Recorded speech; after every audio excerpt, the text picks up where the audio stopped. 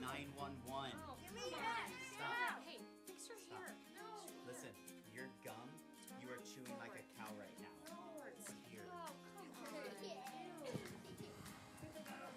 Why are we doing this? Why are we doing this? I swear, we did this 3 years ago. Why are we doing this again? They look the same. We don't need new photos really every don't. year. Aren't you like 3? Come on. Behave for the cameraman.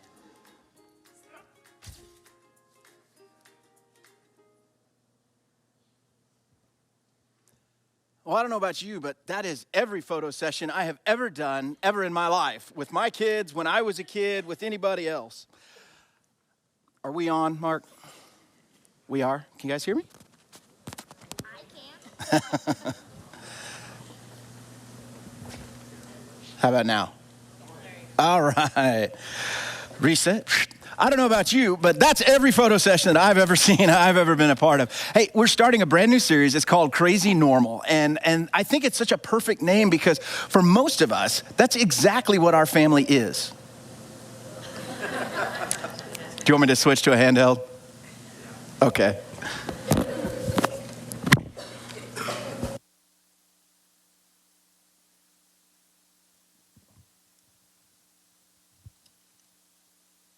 Can't get the cord out.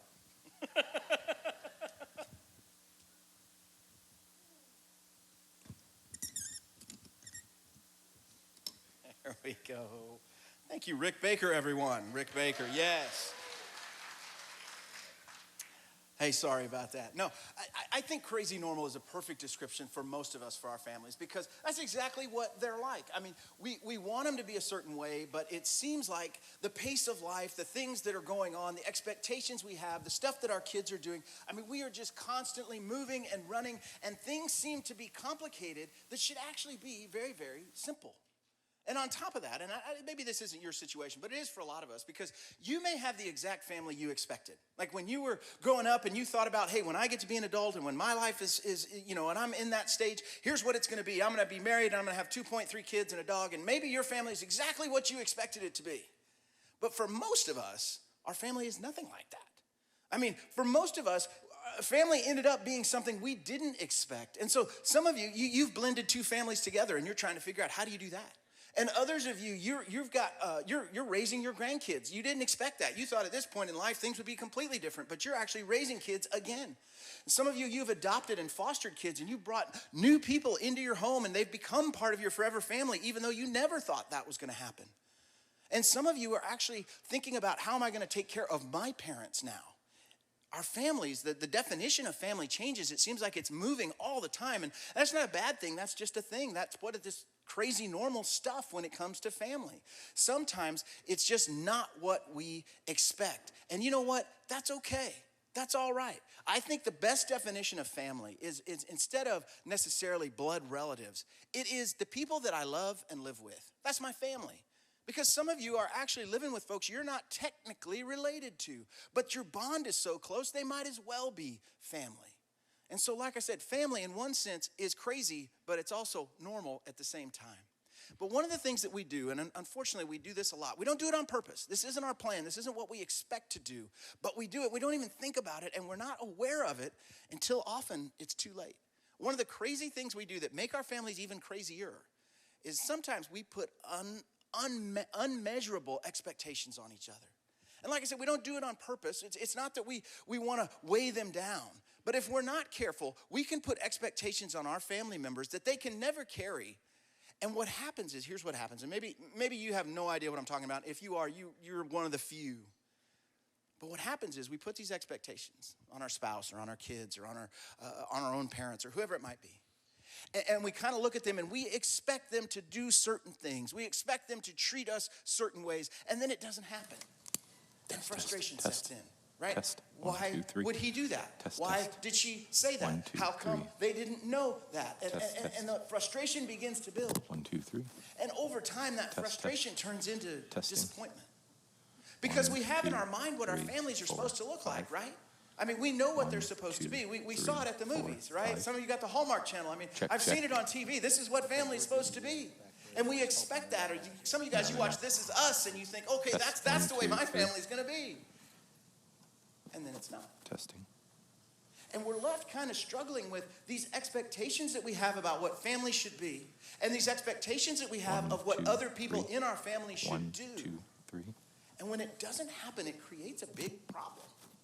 We're kind of sitting there scratching our heads, and I hope this isn't what's happened to you. 1, 2, but I know 3. this has Test, happened to many test. because I hear it all Test. the time. 1, 2, 3. We 4, begin to wonder, 5, well, if 6, they're 7. not going to make me happy, 1, 2, 3. if they're not as invested in this as I am, 1, 2, 3.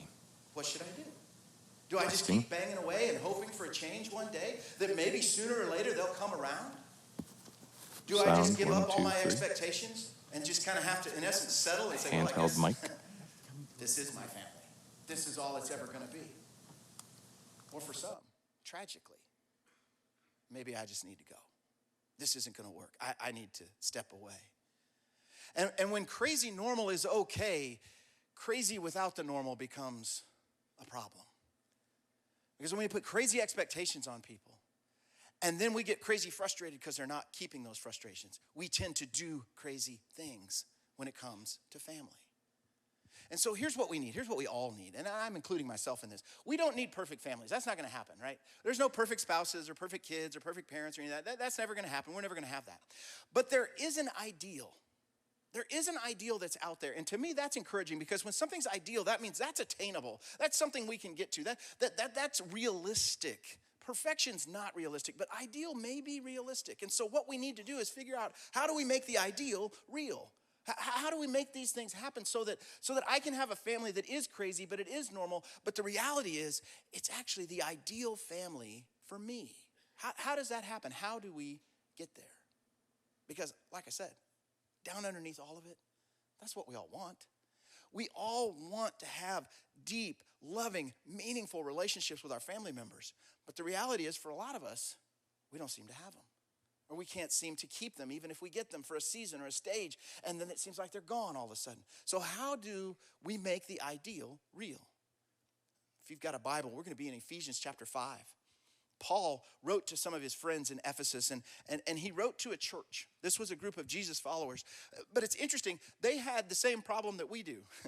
They had some crazy normal with their family. Now, understand, obviously, the day-to-day life was completely different 2,000 years ago. But they had all kinds of issues and all kinds of struggles, all kinds of problems that they were trying to figure out. How do we navigate this? How do we handle this?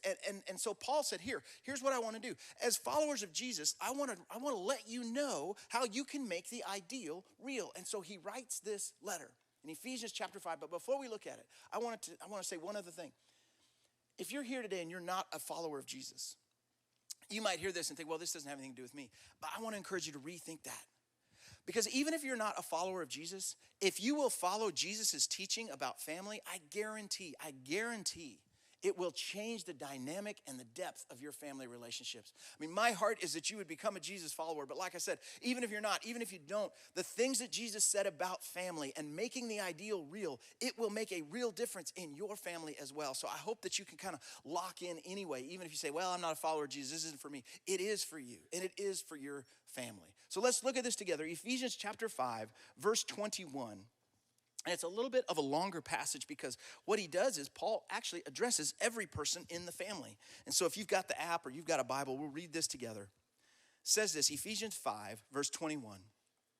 Submit to one another out of reverence for Christ. Wives, submit yourselves to your own husbands as you do to the Lord. For the husband is head of the wife as Christ is head of the church, his body, of which he is the Savior. Now, as the church submits to Christ, so also wives should submit to their husbands in everything.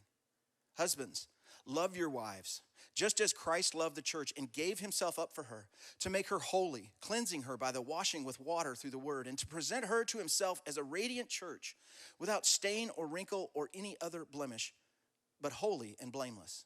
In this same way, husbands ought to love their wives as their own bodies. He who loves his wife loves himself. After all, no one ever hated their own body, but they feed and care for their body, just as Christ does the church. For we are members of his body. For this reason, a man will leave his father and his mother and be united to his wife, and the two will become one flesh. This is a profound mystery, but I'm talking about Christ and the church. However, each one of you must also love his wife as he loves himself, and a wife must respect her husband. And then into verse 6, he says, children, obey your parents in the Lord, for this is right. honor your father and mother, which is the first commandment with a promise, so that it may go well with you and that you may enjoy long life on the earth. Fathers, do not exasperate your children. Instead, bring them up in the training and instruction of the Lord. Okay, so like I said, I know it's a long, long passage, but I think you can actually boil it down to really one key idea, and it's the very first word, and it's a word that all of us have problems with. He says, submit to one another. And I understand why we have problems with it, because that word has been misused, it has been abused, it has been turned into a weapon, it has been something that people have taken and tried to use it to enforce things on other people, and that is not at all the intention here. As a matter of fact, if you go back and look, and I know you probably didn't have time this morning, but if you go back and look how Paul used this word, he used it 23 different times in different places. And if you look at that, you begin to understand exactly what he means when he says this word, submit. He tells us we should submit to each other. He says we should submit to civil authorities. We should submit to church leaders. We should submit to our bosses. We should submit to our spouses. Basically, what he is saying is this, that we work to put the other person first. When he says submit, he says, I want you to work to put the other person first. And here, this is so important. This is so important. Not for their sake, not because you have to, not because you're being forced to, and not because you're inferior to them. You submit, and this is so key, out of reverence and love for Jesus. So when you submit to each other, you're not submitting to someone because they're better than you, because they're in charge, because they have all the money or they have all the power or any of those other things. You're doing it, which this just blows my mind, you're doing it as an act of worship. I am submitting to you, and in submitting to you, I am worshiping Christ. And the reason we know this is true is if you look at the life of Jesus, that's how he treated everybody. He submitted to almost everyone. He put them first. What are you doing? What do you need? How can I help you? He was constantly submitting to others. And so he calls us as followers of his. If you want to love me, if you want to honor me, if you want to worship me, then do what I do. Submit to each other. And for me, this takes so much of the mystery out of this. 'Cause I'm a follower of Jesus, so it means I submit to my wife. And my wife is also a follower of Jesus, and it means that she submits to me. Neither one of us is better or smarter or more important than the other one, but out of love and respect for Jesus, we submit to each other. And this is so important. This is so important because when we begin to think about this idea of the ideal family, everything depends on this. I mean, this is the foundation. Whatever you think of family, and like I said, crazy normal, everybody's got their own version, everybody's got their own spin on family. I totally get that. I'm not trying to make everybody conform, but I do know at the very root of family, the very foundation of every healthy family is this idea of submitting. I mean, truthfully, everything Paul says, all the different relationships he walks through, husbands and wives and parents and children, and you can extend that to brothers and sisters and cousins and aunts and uncles and all the different things he refers to. He says, this is how you move your family from real to ideal. Because we know what real family is about. As a matter of fact, you can't really be family-centered and self-centered at the same time, can you? See, I know this, and I think about it in these terms, and I know this is a bad analogy, but it's just a thing that popped into my mind. Some of you follow people on social media, and you see they post their stuff, and they post the things they do, and the places they go, and the stuff they like, and that's cool, that's great. And occasionally, hopefully occasionally, they'll post some selfies. Here I am at this place, here I am eating here I am doing this, and that's fine. Unless what? You post too many selfies, right? And then what do you, I know you guys are like, oh, I would never do that. What do?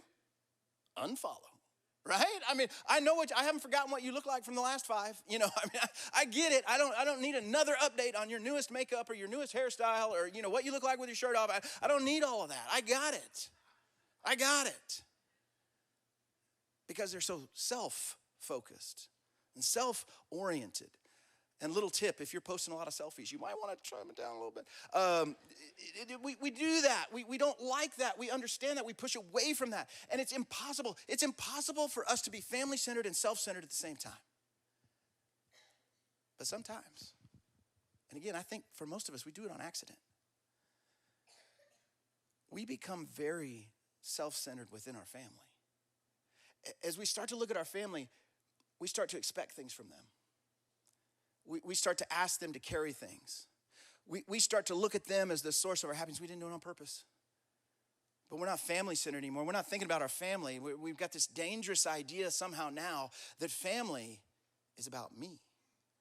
And I wanted to illustrate this to you, and so I'm going to ask the lovely and talented Donna Carlson, my wife, to come up here. And would you give her a hand? She's nervous about this. You're lucky I love you. I am lucky that you love me. See, early in our marriage, I didn't get this. And as a matter of fact, I did what almost everybody does. You know, you first get married and you're just happy, right? You make each other happy and it's great and you love being married and 6 months, 9 months, 12 months, 18, however long it goes, you know, and everything is great. But then, you know, I brought some baggage into our marriage. Just some stuff, right? My stuff. And I brought some expectations about what a wife should be and how she should be. And over time, I came to this place where I felt like, you know, for me to really be happy, I'm gonna need you to carry this baggage for me. Oh, I feel so much better now, right? I mean, I feel like I'm so happy. I am locked in. I mean, she's doing a great job. She's holding up my baggage for me. She's taking care of it. And I am in my marriage now. I am so just over the moon. Everything is you need to hold it up a little higher. Thank you. Thank you. Yeah. Don't let it slip, because if you let it slip, I'm not going to be happy, right? No. Well, but that's how I need you to hold it. I need you to hold my stuff like that for me to be happy. You know, and so it's like I love our marriage. You keep lowering it. What's the matter? Are you gonna, if you don't carry my baggage, how am I going to be happy? I got it. Are you sure? All right. So then as long as she can carry this, right? As long as she can hold up under the weight of my baggage and my expectations, I'm so happy. Well, that was unexpected. And lest you think my wife is weak, you know, one of the things about baggage and expectation is there's always some hidden weights that you weren't counting on, that we put on people. And when we make it their job to make us happy, and we make it their job to carry all the stuff that we can't carry, we set ourselves up for failure. We set them up for failure. We set our family up for disaster.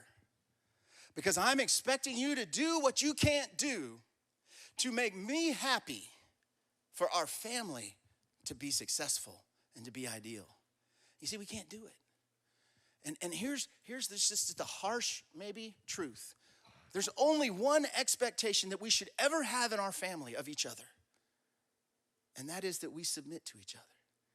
That we work to put each other first. Not because somebody's dad, not because somebody's in charge, not because somebody's older, but out of love and reverence for Christ. I am going to worship my God by putting my family first. And when we put these expectations on people, we cripple them. And it's easy to see how we do it with our spouse, but the truth is we do it with all of our family members.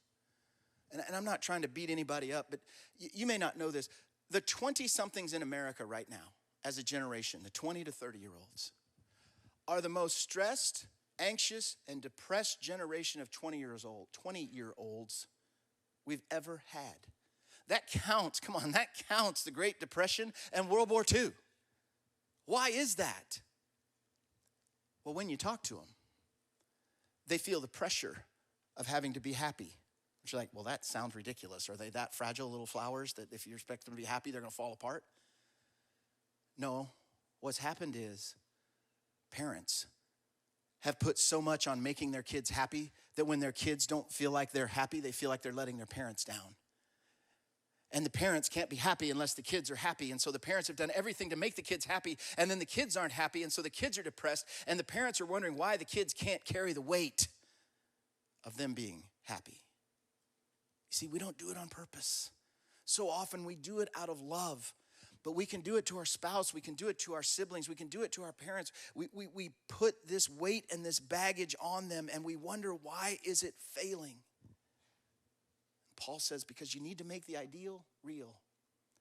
Wives, submit to your husbands by respecting them. Husbands, submit to your wives by loving them sacrificially. Young kids, submit to your parents by obeying them. Older children, submit to your parents by honoring them. And parents, submit to your children by patiently training them to follow Jesus. You see, when we submit, we put our family first, and the ideal starts to become real. You just need that one expectation. In our family, here's how it goes. The only expectation we have of each other is that we submit to one another. Now, you're not going to like this, what I say next, because it's cheesy, all right? And it's classic dad language for those of you that make fun of dad jokes and dad jeans and all the other dad things that we do. But it may be memorable. And the reason I want it to be memorable is because it can pop up in your mind in that critical moment when you're tempted to make your family about yourself instead of choosing to submit. Because normally what happens is it's coming out of a place of frustration. It's coming out of a place of feeling like you're not happy and you're not being taken care of and the things you need aren't coming your way. And what happens is, in essence, we begin to pout. We wouldn't describe it that way, especially as grown-ups. Grown-ups don't pout. Yes, we do. We just stop talking, right? Some of us go off into another room. Well, I'm not talking to so-and-so anymore, and they're just gone. Some people just yell and get angry. Some people start using sarcasm as a way to fight back. Other people just ignore everything and pretend like nothing is wrong. And so we have all kinds of ways of pouting. When our kids were really little, we used to give them these Flintstone vitamins. Anybody remember those? And somebody liked them. Yeah, all right. And they're different colors. And for some reason, when you're 5, the color is incredibly important, you know. And we had this little saying. We would take out the vitamins, we'd just get 2 out, and we'd say, hey, you get what you get, don't throw a fit, right? And for whatever reason, that seemed to work. But when it comes to family, like I said, I know it's cheesy, but I hope you'll remember this. Don't throw a fit. Instead, submit. Don't go pout. Don't get angry. Don't cut yourself off. Don't just curl up in a ball because your frustrations are riding over you and because your expectations aren't being met. Instead, choose to submit. Well, how do you do that? It's very simple. You just change the question. See, when we're frustrated, the question is, how come you're not making me happy? When you're submitting, the question is, how can I make you happy? When you're frustrated, the question is, why aren't you helping me? When you're submitting, the question is, how can I help you? When you're frustrated, you're not giving me what I need. Why won't you give me what I need? When you're submitting, the question is, what do you need? What can I do? Where can I step in? So that's what submission looks like. And when the frustration's building, that's actually a cue. Because it's easy to hear all this and think, well, what does that mean? Does that mean I'm not supposed to have expectations? That I'm not supposed to be happy? That I should be trampled on? That I should be ignored? And I should just be content with it and just take it? Is that what that means? No, not at all. You do have every right to have a meaningful and joy-filled life. You just can't put that on your family because they can't carry it. There is somebody that can carry it. There's one person that's actually even attracted to desperateness, and he can bear up under the weight. See, if you're willing to put all your hopes and expectations and desires on one person, there's one person that can actually carry this for you forever, and it's not even a strain, and it's not even a sweat. If you will put your expectations on Jesus and not on your family, not only will your family get better, but your life will change. And I know some of you hear that, and you might be tempted to think, well, I don't know if that's really true, you know. That seems a little simplistic. Pastor, you're at church, you're going to say stuff like that. Have you tried it? See, the reality is if you haven't tried it, you don't know. You don't. And I'm not trying to be confrontational. I'm just simply saying, if you have never actually tried putting your expectations on Jesus, putting your frustrations on Jesus, asking Jesus to be the one that fills you with joy and give you meaning and purpose and make your life feel like it's supposed to feel, if you've never tried that, then you really don't know if it works or not, do you? And so I want to challenge you this morning. If that's you, if you've kind of had that crazy normal family and you've had some of that frustration and you know, as I've talked about it, you said, you know what I did? I put the weight on my wife, or I put the weight on my kids. I put the weight on my parents. I mean, I look to them to make me happy. I look to them to make my life feel good and meaningful and full. Then maybe what you need to do is put the weight of your expectations on somebody that can actually carry it. Because he can. He can carry a cross. He can defeat death. He can come back from the grave. He can certainly carry the expectations that you have. And he can help form them and shape them and bring you to a place where you would describe your life as filled with joy and meaning and purpose. And beyond that, like I said, it will completely change your family dynamic. Now, we're going to be talking about family for the next several weeks, and I hope you'll be part of this series because there's so much more to add, but this is the foundation. This is at the very base of it. It just doesn't work if you don't get this piece right. If you don't learn to submit to each other, all the other stuff we give you is just good advice and nice tips.